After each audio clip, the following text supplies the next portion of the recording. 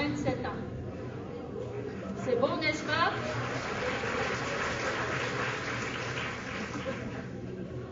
Alors, pendant 7 ans, Normand a fait de l'animation pastorale auprès des jeunes dans le diocèse de Saint-Jean-Longueuil.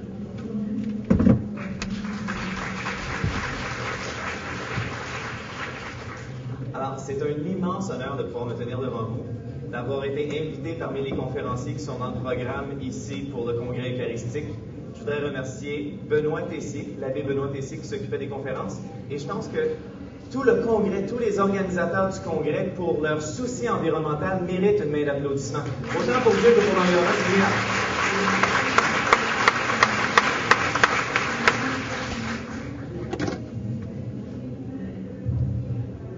Alors, on a déjà fait une introduction, vous avez une idée de qui je suis.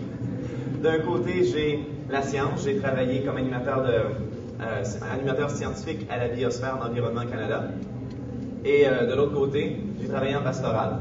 Donc, je dois vous dire aussi, comme anecdote, que c'est à cause de mon implication en Église, puis d'avoir un peu comme la messe ce matin, aimez-vous les uns les autres. C'est cet amour-là pour tout mon environnement, tous les êtres vivants, que ce soit les humains et les autres, qui font que je suis maintenant en environnement aujourd'hui. Et je sens que c'est une petite graine que Dieu a mis dans mon cœur. Et puisque j'étais éducateur avant, j'ai décidé de continuer pour porter cette nouvelle-là. Et j'ai cru être capable de le faire dans le contexte de l'Église, avec le bel héritage qu'on a de 2000 ans d'histoire dans la Bible et l'histoire des saints pour pouvoir faire de l'éducation en environnement. Je suis un laïc consacré. Je suis allé voir mon évêque il y a quelques années, puis je lui ai dit, la confirmation, c'était bon, mais j'aimerais ça couler dans le béton, cette expérience-là que j'ai avec Dieu, pouvoir le vivre à tous les jours. Je veux m'engager à quelque chose. Il m'a dit, vierge consacrée. J'ai dit, est-ce qu'il y a d'autres options? Il a dit, laïque consacré. Alors à ce moment-là, il m'a dit, pauvreté, obéissance, chasteté. Mais puisque je suis toujours dans un contexte entouré d'environnementalistes, entouré de personnes athées en sciences, je me suis dit, c'est pas tellement des mots qui vont pouvoir me permettre d'évangéliser. Alors, je suis revenu un mois plus tard voir Monseigneur Berthollet, puis je lui ai dit, voici, j'ai 4 promesses que je veux faire. Puis ces 4 promesses auxquelles je vais y tenir, c'est des mots que je connais. Service, simplicité, respect du corps et protection de la création.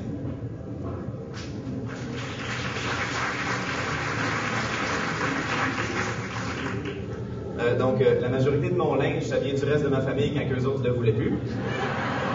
Ça, c'est pour simplicité. Service, j'ai souvent été placé dans des contextes où j'étais enseignant au secondaire, par exemple, ou directeur d'un camp de jour, dont Céline faisait partie. Puis placé comme directeur ou comme enseignant dans une classe, c'est facile d'avoir de l'autorité puis de vouloir l'écraser sur les autres. Mais c'est pas comme ça que Jésus faisait. C'est pas comme ça que François d'Assise a fait. C'est par le service que je suis présent avec eux. Le respect du corps, ça vaut autant pour la sexualité que pour la santé. Alors, comme j'aime dire, je mange pas de cochonnerie puis je fais pas de cochonnerie. Et finalement, protection de la création, c'est évidemment un appel qui est très cher pour moi. Et j'ai la sincère impression que ce n'est pas égoïste, ou que je fais pas juste suivre un mouvement. C'est Dieu qui a mis la petite graine dans mon cœur pour que je fasse ça, pour que j'en parle aux autres. Alors, je vais continuer. La mission que j'ai mise sur pied dans l'Église, c'est pas un mouvement, c'est simplement un projet, gardien de la création. Ce que je veux faire, c'est promouvoir une éducation à l'environnement au sein de l'Église, par 4 voies. La relecture de certains récits bibliques, revoir l'histoire des saints, j'en parlerai à la fin, il y a 3 saints qui me sont chers à ce niveau-là. Les conférences que je fais en me promenant d'église en église, puis finalement, donner d'autres outils. Sur le site web, que je vais répéter 3 fois pendant la présentation, Gardien de la création, il y a des outils que n'importe quelle église peut prendre pour pouvoir permettre un virage vert. Et si l'Église s'implique, ça c'est mon espoir, si l'Église décide de s'impliquer juste un peu en environnement et surtout laisse la place aux jeunes qui eux autres ont déjà plein d'idées, ce serait peut-être une porte ouverte pour qu'il y ait plus de jeunes en Église si on leur laisse la chance.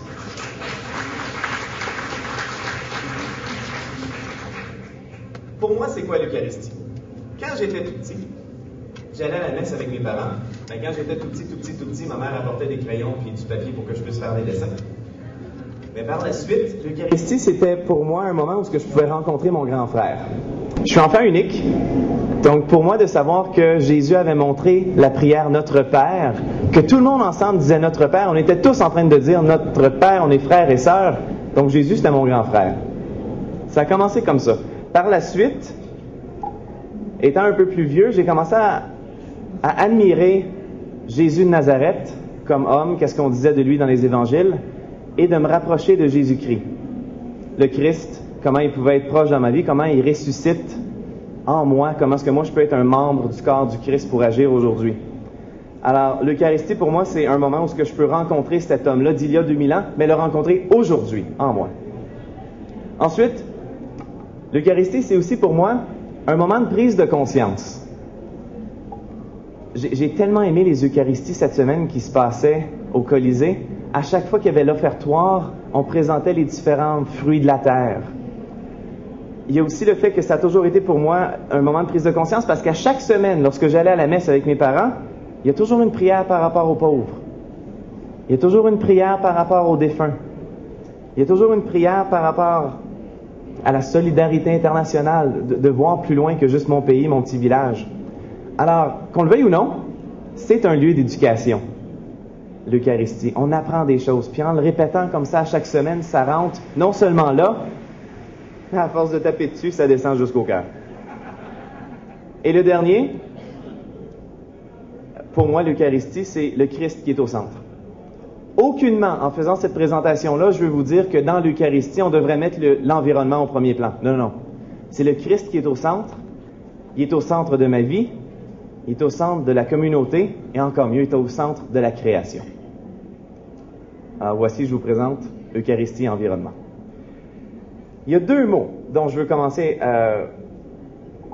dont je veux vous parler. Deux mots très importants, deux expressions, qui guide un peu ma pensée de qu'est-ce que c'est l'Eucharistie, puis pourquoi que je réussis à parler d'environnement en liant les deux.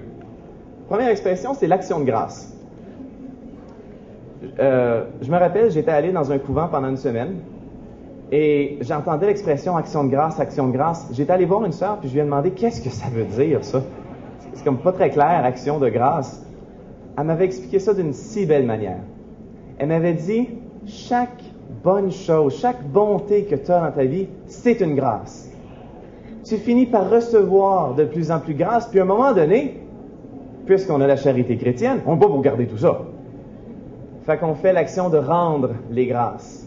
On les fait remonter à Dieu. Et cette peinture-là de Raphaël, je la trouve très bonne, parce que ça m'a fait changer un petit peu la vision. J'ai fait un cours d'Eucharistie lors de mon certificat en théologie. Et dans le cours d'Eucharistie, ça a changé ma vision, ça aussi, en parallèle avec ce que la sœur disait.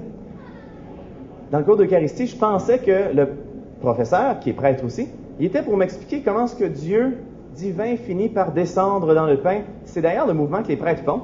Fait que moi, j'étais resté avec ça. Que c'est un mouvement, l'Eucharistie, c'est un mouvement de haut en bas. Et dans ce cours-là, ça a totalement flippé ma manière de penser. C'est un mouvement de bas en haut. C'est une action de grâce. C'est un remerciement. C'est de ramasser toutes ces grâces-là, d'être reconnaissant pour tout ce qu'on a, et ça monte. Et c'est ce qui est montré dans cette peinture-là faite par Raphaël. Tout en bas, ça se dirige vers l'autel, puis finalement, ça montre pour honorer Dieu. Évidemment, en tant qu'environnementaliste, si je vais être reconnaissant, puis je vais rendre grâce pour les choses autour de moi, ben, c'est pas juste pour les bonnes choses qui se passent à moi, mais les bonnes choses qui se passent avec toutes les créatures. Parce qu'il y a une biodiversité si riche, on est la seule planète à avoir autant de vie sur 8 planètes dans le système solaire. L'autre mot que je veux vous montrer, c'est Eucharistie. Eucharistie, c'est un mot qu'on prend pour acquis. Et Eucharistie, avant, je pensais que ça voulait dire rituel qui signifie quelque chose. Eucharistie, j'ai découvert ce mot-là l'année passée, lorsque je suis allé au British Museum à Londres.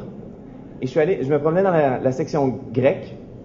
Et je suis tombé sur cette sculpture-là. On voit un pied, et au-dessus, on voit le mot, je vais l'écrire clairement par-dessus, Eucharistarion, en grec. Donc, pourquoi il y a un pied à côté du mot Eucharistarion? Ça disait juste en dessous qu'il y a à peu près 2000 ans, il y a un homme qui avait une douleur au pied, qui avait une maladie au pied. Il a prié les dieux pour être guéri. Il a finalement été guéri. Et il a fait cette sculpture-là en écrivant le nom des dieux et en dessous c'est écrit Eucharisterion. Ça veut dire un grand merci. Il suffit juste de penser à une blessure qu'on a eue ou un grand changement dans notre vie, à quel point on est reconnaissant. Eucharisterion, ça veut dire grand merci. Et c'est à ce niveau-là que je trouve que c'est facile d'introduire le fait que je veux vous parler d'environnement. Il faut qu'on arrête d'être arrogant puis penser qu'on est au-dessus de la création. On est les intendants de la terre. Et l'Eucharistie, c'est un moment particulier où on peut faire monter ces grâces-là puis remercier. Donc, est-ce que c'est possible de faire de la sensibilisation environnementale dans les célébrations eucharistiques? Je vais poser la question autrement. Selon vous, est-ce que dans les prières d'Église, dans les prières qu'on trouve à l'Eucharistie, il y a déjà certains indices par rapport à une sensibilité environnementale? Levez la main ceux qui croient que oui. Vous avez bien raison. Je vais commencer par voir quel potentiel de sensibilisation environnementale qui est déjà là dans le rituel eucharistique, puis par la suite, je vous donnerai quelques petites pistes de choses qui peuvent être peut-être bonifiées. Commençons par ces deux prières-là. Tu es béni, Dieu de l'univers, toi qui nous donnes ce pain. Tu es béni, Dieu de l'univers, toi qui nous donnes ce vin. Ces deux prières-là n'ont pas été inventées par les premiers chrétiens, par les premières communautés. En fait, cette prière-là existait déjà à la Pâque juive. Donc, lors du dernier repas que Jésus a pris avec ses apôtres, il a prononcé ces paroles-là. Puis, durant la Pâque juive, ça se passe pendant quelle saison de l'année? Le printemps. Le printemps, quand tout renaît, quand toute la verdure ressort. Donc, qu'est-ce qu'ils sont en train de faire, les Juifs, à ce moment-là? Ils sont en train de remercier le Créateur, Dieu de l'univers, pour tout ce qui est en train de renaître, parce que c'est une preuve que Dieu pourvoit pour nous, pourvoit à nos besoins. D'ailleurs, il ne pourvoit pas à ce qu'on veut, il pourvoit à nos besoins.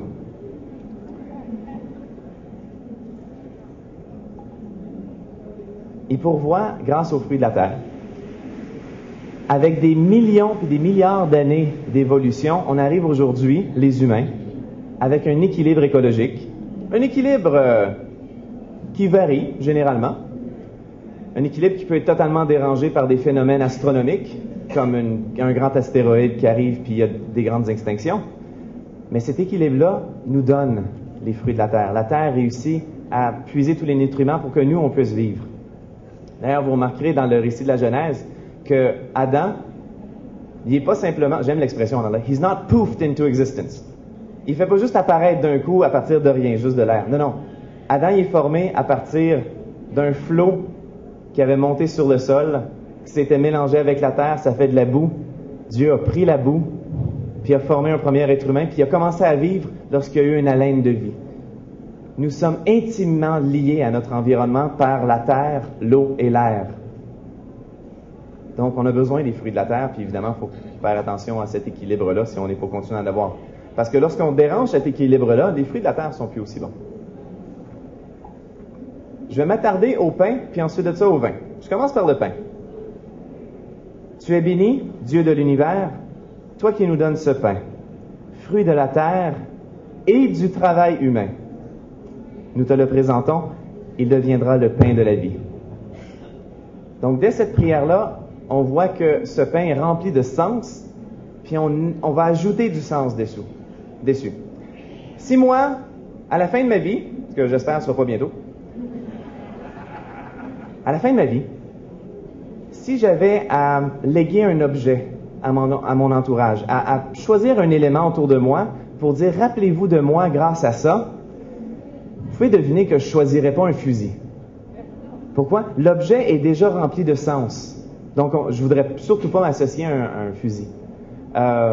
Peut-être que ce serait un verre d'eau, pas une bouteille d'eau, un verre d'eau. Peut-être que ça pourrait être une goutte d'eau, peut-être, bon, mais je voudrais léguer quelque chose par un objet qui est déjà rempli de sens. Donc, le pain que Jésus utilisait avait déjà un certain sens. Et lorsqu'il a dit « ceci est mon corps », il n'a pas effacé le sens qui était là avant. Au contraire, il l'a ajouté. Quelle signification a le pain pour les apôtres autour de la table? Bien, c'est un produit de la terre. C'est fait à partir du blé. Mais le pain ne fait pas juste sortir de la terre. le pain est formé grâce au travail humain. Donc, encore là, c'est beau. On est co-créateurs. Dieu nous donne le blé, nous, on s'arrange pour l'arranger encore plus mangeable. On fait du pain. Et finalement, le pain est aussi une nourriture quotidienne. On en a besoin à tous les jours. Et si nous, dans notre culture, on a perdu un peu l'habitude de manger du pain tout le temps, ça accompagnait avant tous les repas. Pendant la Pâque juive, il y a 2 autres significations qui sont ajoutées. C'est un pain de misère. Pourquoi? Parce que c'est un pain sans levain. Donc, avec le vin, il gonfle, il est meilleur à manger. Sans le vin, il est plat, il est sec. C'est un pain de misère. Ça rappelle la misère des esclaves en Égypte. Et aussi, c'est un pain de libération, parce que lorsque Moïse, après la 10e plaie, est descendu de la colline, est allé voir tous les Hébreux qui étaient encore esclaves, puis il a dit « Il faut partir maintenant! » Puis il descendait, les gens ont dû sortir le pain rapidement, donc il n'y avait pas le temps de lever, ils s'étaient écrasés, ils ont empilé les pains, puis ils ont pu traverser la mer Rouge, et c'était leur première nourriture. C'est un pain de libération. Finalement, qu'est-ce que Jésus ajoute à ce pain-là? Son corps, sa personne. Donc, si ce pain-là est déjà rempli de sens si important, et là je vais vous faire sourire avec ce que je vais vous montrer. Moi, en tant qu'environnementaliste, je veux savoir d'où il vient ce pain-là. Puis c'est important pour moi de savoir que le pain, la manière qu'il a été produit, il n'y a pas eu de torts environnementaux, qu'il n'y a pas de créatures qui ont été lésées à cause de ça. Donc, les hosties qu'on utilise, est-ce qu'ils sont certifiés bio?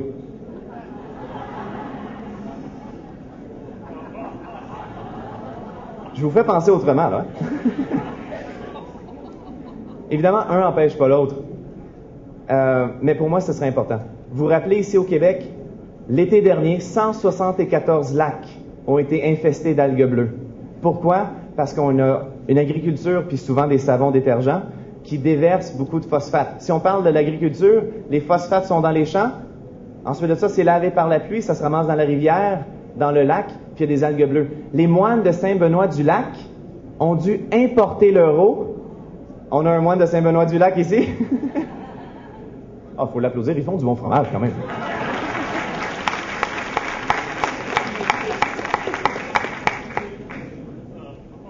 Et puis, bon, évidemment, ça offre des défis. Ces algues bleues-là, c'est une souche spéciale qui faisait qu'il y a des toxines rejetées dans l'eau. On pouvait même plus l'utiliser comme eau potable.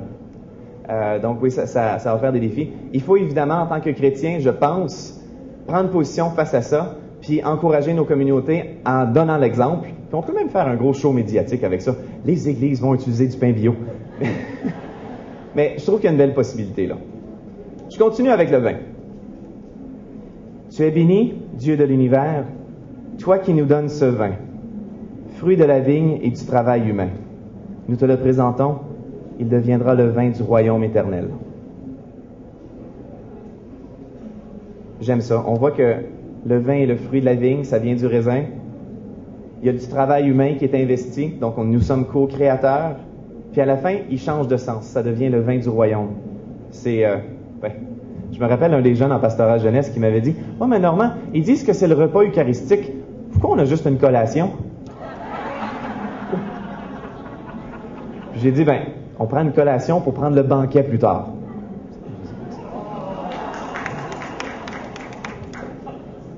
Le vin est déjà chargé de sens. C'est un produit de la vigne, le raisin. C'est le travail humain. Et c'est une boisson de fête aussi. Ça, il faut le souligner. On est une religion de party. Une religion qui fête. Je veux dire, il y a d'autres religions à travers le monde qu'on n'a pas le droit de prendre de vin, alors que nous, ça fait partie du rituel. Puis, connaissant la Pâque juive, connaissant qu'est-ce que les derniers disciples ont vécu au dernier repas, c'est pas étonnant qu'ils ont dormi à Gethsémani, parce que dans la Pâque juive, on prend 4 coupes de vin pleines. Puis on voit dans les évangiles que souvent, on dit qu'ils sont ivres. Évidemment, on essaie de faire passer ça sur le dos de l'Esprit Saint, mais je pense qu'il y a un petit peu des deux. Jésus voulait vivre, il travaillait même le sabbat, c'était tout un révolutionnaire. Donc, bon, excusez-moi, j'ai divergé un peu. Pendant la Pâque juive, ce vin-là représente la souffrance. Entre autres, il y a un moment donné, on trempe nos doigts, puis on met une goutte sur la napkin pour représenter les 10 plaies sur la serviette de table. Et à la fin, la dernière coupe, c'est une coupe d'alliance, parce que Dieu nous choisit comme son peuple. Il y a aussi, à un moment donné, la troisième coupe, c'est la coupe du sang de l'agneau qui a été versé. Puis on prenait ce sang-là pour le mettre sur le linteau de la porte. Et si certaines maisons avaient ce sang-là comme signe, la mort ne pouvait pas entrer dans cette maison-là. Ce qui est toujours intéressant, parce que lorsque nous, on prend le vin que Jésus nous offre, parce que lui, c'est l'agneau de Dieu, bien, on le met sur le linteau de la porte, puis tout ce qu'il y a derrière est sauvé. Jésus ajoute comme signification que c'est son sang. Alors, en disant ça, ceci est mon sang, il n'est pas en train d'effacer tout le reste du bagage de cet élément-là, il est en train d'ajouter quelque chose de primordial. Il nous offre sa vitalité, sa vie. Donc, sachant que tous ces éléments-là sont importants, moi, en tant qu'environnementaliste, je me pose aussi la question, mais d'où il vient ce vin-là? Si c'est pour représenter le sang de Jésus, je veux pas qu'il y ait eu des torts environnementaux qui sont liés. Je veux pas que des créatures ou des personnes soient maltraitées à cause de ça. Sinon, je suis pas cohérent en tant que chrétien. Donc, première chose, est-ce que les bouteilles ont été recyclées? Et je me pose sérieusement la question, c'est important. Moi, le recyclage, c'est une prière. Je vais vous dire pourquoi. Dieu créateur offre tellement de dons autour, tellement de ressources, que moi, je considère que je n'ai pas le droit d'agir comme un enfant gâté, d'aller chercher des ressources et juste les empiler en arrière de moi. En fait, hors de ma vue. Toutes les ressources que Dieu m'offre, je veux les honorer, puis si je peux m'en servir à nouveau, je vais le faire. Alors que ce soit le métal, le plastique, le verre, ben, à chaque fois que je le dépose dans le bac, je suis en train de dire, Seigneur, merci pour cette ressource. Et l'autre chose, est-ce qu'on achète localement? J'ai fait exprès pour appeler plusieurs églises au Québec pour savoir d'où venait leur vin de messe. Ils m'ont tous dit, ça vient de la Californie. Alors voici ce qui se passe. Si on achète un vin, là j'ai pointé Québec, si on achète du vin qui est produit au Québec, un vin blanc pour pas tacher la nappe ou un vin rouge pour ressembler au sang, un des deux, ben, en moyenne, il pourrait voyager à peu près 40 km, peut-être une centaine de kilomètres. Mais c'est très peu à comparer à un vin qui provient de Californie, qui a voyagé en moyenne 4000 km. Il y a eu beaucoup plus de gaz à effet de serre qui sont allés dans l'atmosphère quand on achète des choses qui viennent de loin. Puis chaque geste est important. Lorsqu'on commence à acheter plus localement, l'économie est locale, on est en train d'honorer les producteurs de chez nous. Puis ben, je suis météorologue, je suis dans les changements climatiques. Puis c'est pas trop rose qu'est-ce qu'on annonce si on change pas nos manières de faire. Je fais un parallèle avec les crédits de carbone. Moi, je trouve ça extraordinaire, les sœurs ou les frères missionnaires qui vont dans d'autres pays pour pouvoir aider d'autres personnes. Donc, s'ils prennent l'avion, c'est surtout pas moi qui va aller leur suggérer « achetez les crédits de carbone pour votre voyage en avion ». Je me sentirais mal de dire ça parce qu'ils s'en vont aider l'humanité. Sauf que, si après avoir travaillé 11 mois, un chrétien, un prêtre, veut aller passer des vacances pour se reposer, ben à ce moment-là, en prenant l'avion, il y a une certaine portion d'argent qui pourrait peut-être servir à neutraliser son empreinte de carbone, donc envoyer moins de CO2 dans l'atmosphère, et servir à un autre projet. Je vous montre l'exemple. Alors, dans l'avion, il y a beaucoup de CO2 qui est émis dans l'atmosphère, et ça se passe à plus que 10 km d'altitude. Le CO2-là a 2 fois plus d'impact que le CO2 au sol. Il y a aussi du CO2 qui serait produit à partir d'une usine thermique, une centrale d'électricité thermique à Madagascar.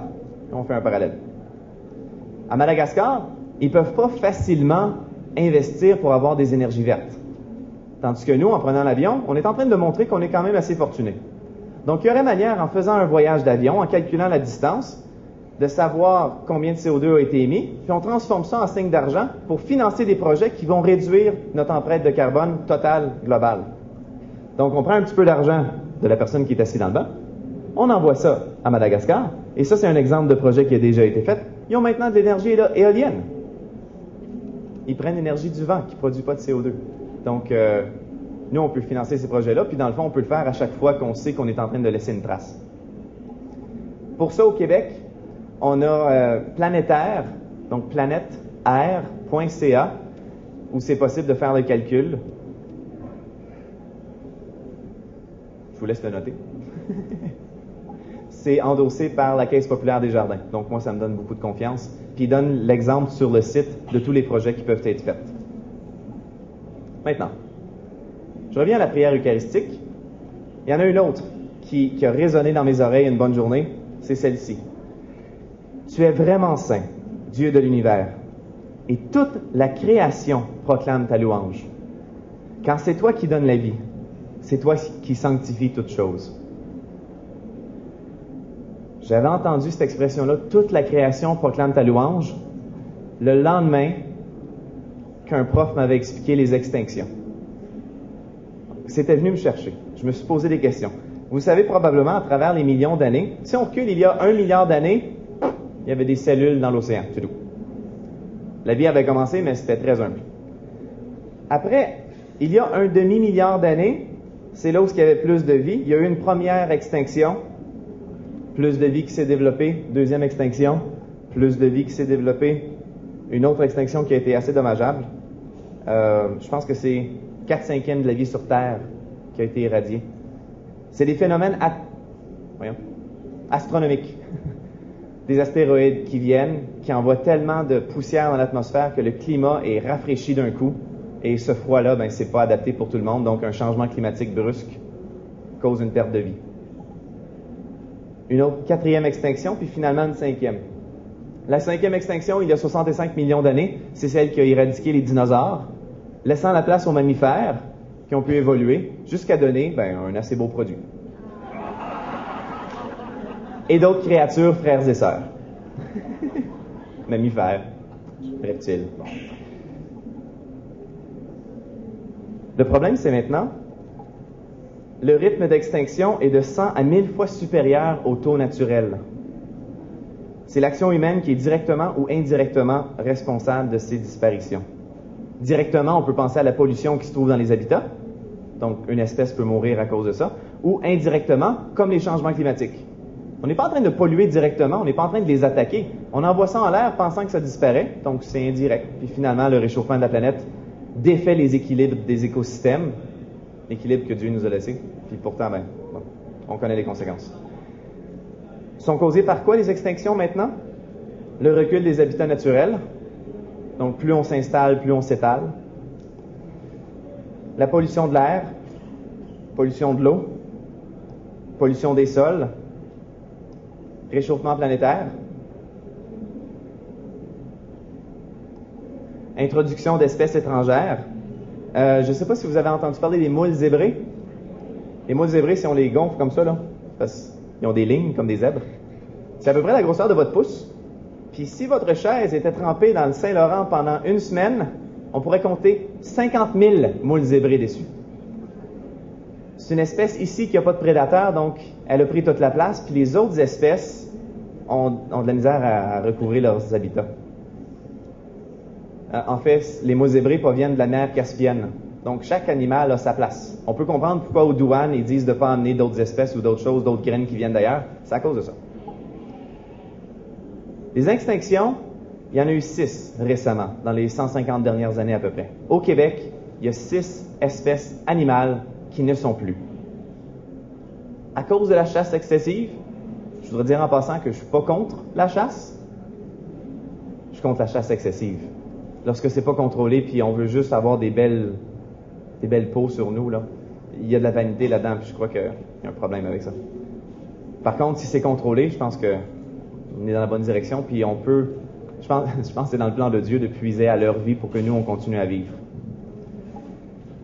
Voici les 6 espèces. Il y en a 3 que je présente qui sont plus au Québec, mais qui se trouvent ailleurs. Il y en a 3 autres dont on ne retrouve plus sur la planète du tout. Donc, plus au Québec, le bar rayé. Il paraît que ce poisson-là était très, très, très abondant lorsque les colons sont arrivés.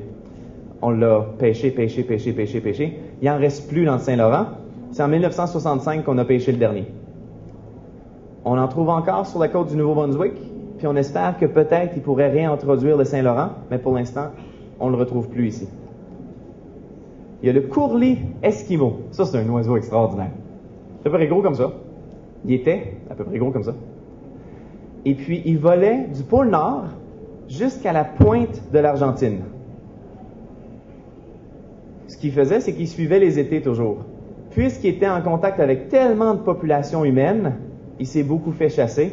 On a vu le dernier en Argentine en 1990. Puisqu'il y a une aire de répartition énorme, on n'a pas encore dit que c'est une espèce éteinte de la Terre, mais bon, c'est un peu d'égoïsme humain qui a fait qu'on ne le retrouve plus.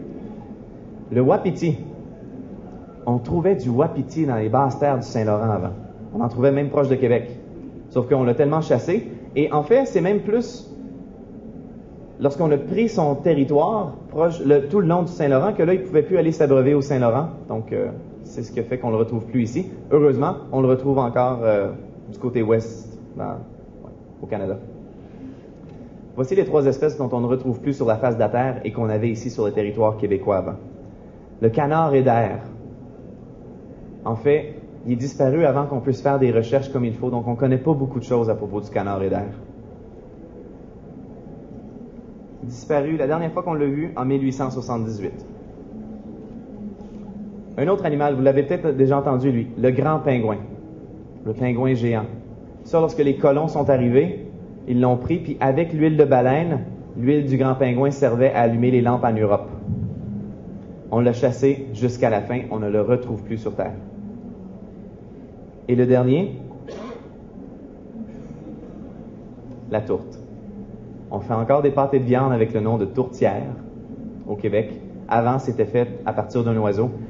Les tourtes étaient si abondantes dans le nord-est de l'Amérique du Nord que lorsqu'une envolée de tourtes passait par-dessus notre région, le ciel s'obscurcissait.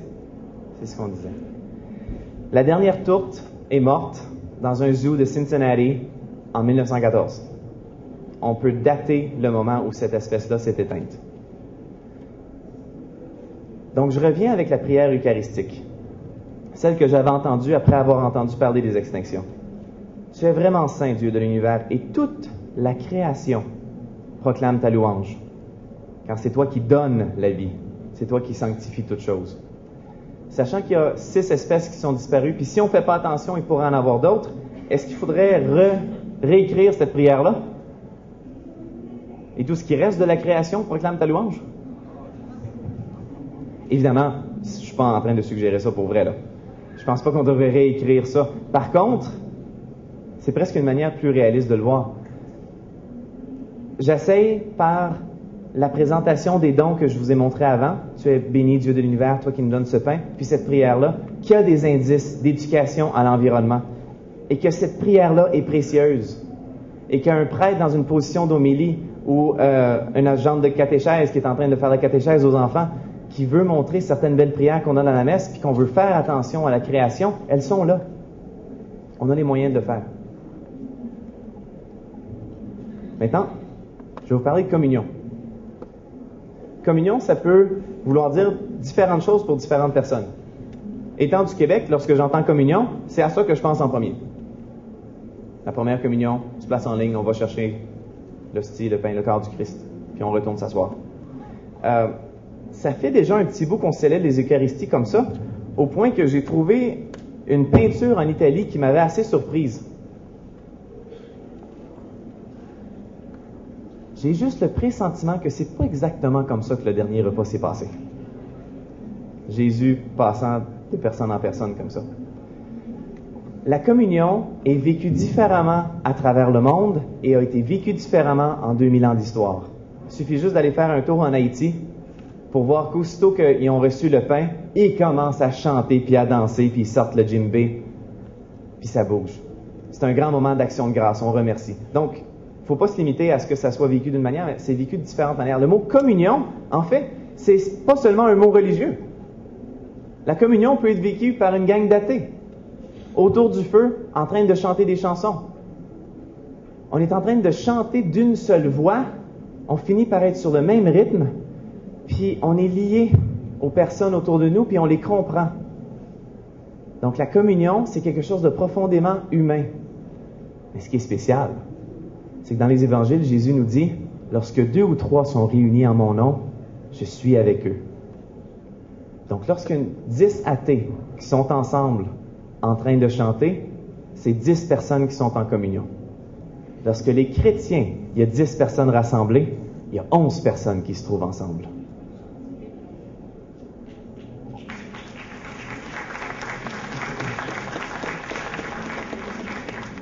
François d'Assise aussi, c'était pas seulement un amateur de plein air. Okay? Il n'était pas juste dans la nature parce qu'il trouvait ça cool monter sa tente et tout ça. Il était en communion avec la nature. Ça, c'est une sœur franciscaine qui m'avait dit ça. François ressentait le même amour pour les autres créatures que quelqu'un peut ressentir pour ses frères et sœurs. Puis pour moi, c'est même assez facile d'imaginer ça parce que j'en ai pas de frères et sœurs. Je suis enfant unique. Donc, j'ai dû adopter des gens comme frères et sœurs. J'ai des amis que j'appelle frères ou sœurs. Il y a même des personnes beaucoup plus vieilles que moi que j'appelle frères ou sœurs. Donc, d'avoir ce record d'amour-là qui provient de l'Eucharistie puis qu'on veut partager, ben, François d'Assise le vivait pleinement en étant en communion avec les autres créatures, qui étaient en communion 24 heures sur 24. Et lorsqu'elle est à l'Eucharistie, c'était le moment de renouveler cette communion-là. D'aller à la source de celui qui avait proposé qu'une communion tout le temps était possible. Je crois qu'on est invité en tant que chrétiens à agir comme des gardiens de la création. Vous êtes évidemment invités à aller voir le site web que j'ai préparé, tout gratuitement. C'est bénévolement que je fais ce projet-là. Gardien avec un S, création.org. Sur le site, j'ai des articles qui font une relecture de certains récits bibliques que je fais ressurgir des valeurs environnementales qui se trouvent déjà là. La vie de certains saints, et puis des trucs en Église pour pouvoir s'adapter. Il existe un super document. Je vais y revenir. Je m'avancerai pas trop. Donc, gardienCréation.org. Les célébrations. Est-ce qu'on pourrait faire des célébrations plus vertes? Ça, c'est un jeune de 14 ans. Il était très bon en dessin. Je lui ai demandé s'il pouvait imaginer une messe plus verte. C'est ce qu'il m'a fait. Je trouve ça beau. J'ai juste peur pour la colombe que sa queue prenne en feu. Je trouve ça très beau. Et remarquez, c'est un jeune qui a dessiné un jeune prêtre. Je trouve que c'est un bel espoir, ça. Dans les célébrations, qu'est-ce qu'on pourrait bonifier pour injecter un petit peu de valeur environnementale dedans, qui est déjà dans notre héritage chrétien, je dois dire. Dans les prières universelles, on pourrait rajouter une prière universelle qui souligne l'environnement, qui souligne la création. Même chose pour les prières pénitentielles. Il y avait le prêtre de ma paroisse une fois, proche du jour de la Terre, qui avait décidé de faire les 3 prières universelles par rapport au gaspillage, par rapport à la surconsommation, par rapport au non-respect des habitats naturels. Puis aussi, on peut retrouver les valeurs écologiques dans les Écritures. Ça, plusieurs personnes ne savent pas où commencer. Même moi, je suis encore novice là-dedans. Je laisse mes premières idées sur le site web. C'est des articles d'une page. Dans les célébrations, qu'est-ce qu'on peut faire? À l'offertoire, on peut apporter des plantes, des fleurs. Pas obligé d'être à chaque semaine, ça peut être une fois de temps en temps. Un globe terrestre, une cruche d'eau. Le comité de liturgie pourrait se pencher sur l'idée du pain bio, puis acheter du vin local. Et puisque c'est plein de gens, généralement du quartier ou de la région, qui convergent vers un même endroit, ce serait peut-être pas bête de suggérer le covoiturage. Il pourrait y avoir un bénévole qui aide à organiser les gens puis à faire des paires. C'est une bonne idée, ça? En fait, il y a une idée qui a été lancée dans notre diocèse. Je suis pas sûr si tout le monde l'a accepté encore, mais bon, c'est une idée. Ça chemine. Peut-être avec le temps, on va le faire. À chaque mois de septembre, il y a la journée sans voiture. Donc, pendant la fin de semaine, nos églises pourraient prendre position face à ça et dire, c'est vrai, il faudrait qu'on réduise notre dépendance à la voiture. Il y a certains endroits, c'est possible en ville. Il y a d'autres endroits, c'est pas possible en campagne. Ça, je suis totalement conscient de ça. Mais aux endroits où c'est possible, on pourrait fermer le stationnement et demander aux enfants de la catéchèse de chacun avoir une craie puis dessiner des choses. Dessiner des beaux dessins directement sur le stationnement, ce qui forcerait les personnes à se pairer puis qu'il y ait moins de voitures. On le fait une fois par année, peut-être qu'avec le temps, ça peut cheminer, mais ça, je crois que c'est déjà une belle avenue. À part ça, il y a les jours de fête. Saint François d'Assise est bien connu, le 4 octobre. Un peu moins connu, il y a Saint Kevin. Saint Kevin a vécu dans la nature toute sa vie puis a fondé un monastère en Irlande. Mais son histoire est très, très belle. Saint Clément de Rome aussi. C'est, si je ne me trompe pas, le 4e pape. Est-ce qu'il y a des gens qui connaissent la lignée des papes par cœur? OK, 4e? Oh là là, la dame les connaît par cœur. C'est qui? Pierre? Oui, lin, Anaclète, puis Clé. OK, c'est LET. Ah, j'irai voir ça. Ils sont dans la prière eucharistique 1. J'irai voir ça. Donc, le 23 novembre. Saint Clément de Rome a écrit une épître, et le chapitre 22, si je me rappelle bien, de toute manière, il est sur le site. Chapitre 22, c'est vraiment un ode au Créateur et à la création. D'autres journées dont l'Église peut s'impliquer, c'est le jour de la Terre, le 22 avril. La journée mondiale de l'eau, le 22 mars, et la journée sans voiture. Moi, je vois tellement d'églises qui décident de souligner la fête des mères, même si c'est une fête païenne, parce que honorer nos mères, je veux dire, ça fait partie des valeurs chrétiennes. Alors, il y a manière de temps en temps d'inclure ces fêtes-là en église pour pouvoir célébrer avec le reste de la communauté qui nous entoure. Et finalement, pour une église plus verte, l'économie d'énergie.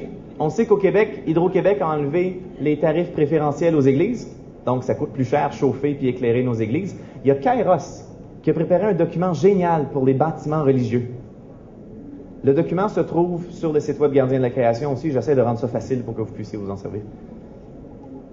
Il y a l'économie d'eau, le recyclage, le compostage. On peut s'organiser dans notre église pour pouvoir faire la promotion de ça.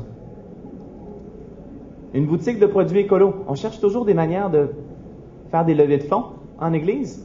Bon, ben, Greenpeace met à disposition des recettes pour pouvoir faire du nettoyage autrement qu'avec des produits qui sont dommageables pour notre santé puis pour l'environnement. Souvent, c'est une part de vinaigre, 4 parts d'eau. On mélange ça nettoie les vitres, c'est super excellent. On peut mettre une petite touche de citron aussi. Il y a toutes sortes de nettoyants, puis on peut faire ces recettes-là, puis les mettre à disposition, puis il y a des gens non-croyants qui pourraient venir à l'église, puis ça devienne une boutique pour venir chercher ces choses-là. Il y a une friperie aussi. Plusieurs églises ont des friperies, puis ça, je les salue. Et finalement, les arbres. On peut planter un arbre. Et la pelouse. Il faut repenser la pelouse ici au Québec. Là. Moi, quand je vois une personne de 80 ans, un bénévole à l'église qui est en train de tondre le gazon, je me sens tellement mal. Puis aussi, pour que le gazon soit beau, on passe notre temps à utiliser de l'eau potable pour l'arroser.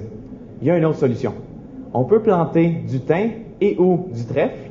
Ce sont des plantes qui rampent sur le sol, donc on n'a jamais besoin de les couper.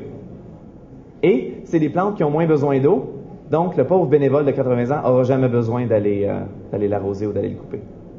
Donc on peut repenser notre pelouse différemment. Puis c'est le fun parce que le thym, au mois de mai, ça fait des petites fleurs mauves. Très beau. Au mois de mai, ouais, c'est après le carême, ça. La conclusion. Moi, j'ai parlé, je suis très jeune, je vais laisser la place aux grands. Voici ce que les très grands ont dit. Il faut encourager et soutenir la conversion écologique, qui au cours de ces dernières années a rendu l'humanité plus sensible à l'égard de la catastrophe vers laquelle elle s'acheminait. C'est Jean-Paul II qui a dit ça. Et si en Église, on n'aime pas le discours alarmiste des écologistes, ben, il faudrait aussi pointer Jean-Paul II parce que lui dit qu'on s'en va vers la catastrophe si on ne change pas.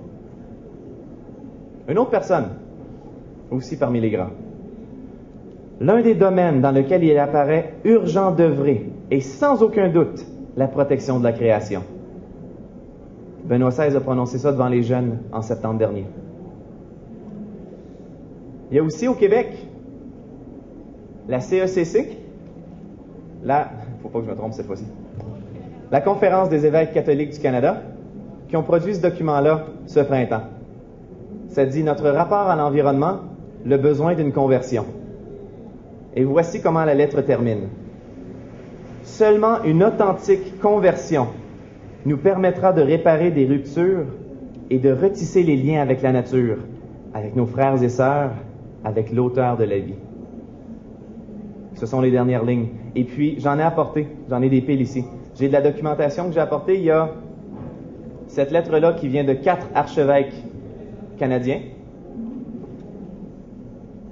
Un dépliant d'équiterre sur 12 gestes qu'on peut facilement intégrer dans notre quotidien. J'ai été invité à écrire dans un magazine où on parle d'Eucharistie et d'environnement. Celui-là. Et finalement, un beau dépliant pour intégrer en Église des valeurs environnementales puis agir. Des églises fermées ou vertes.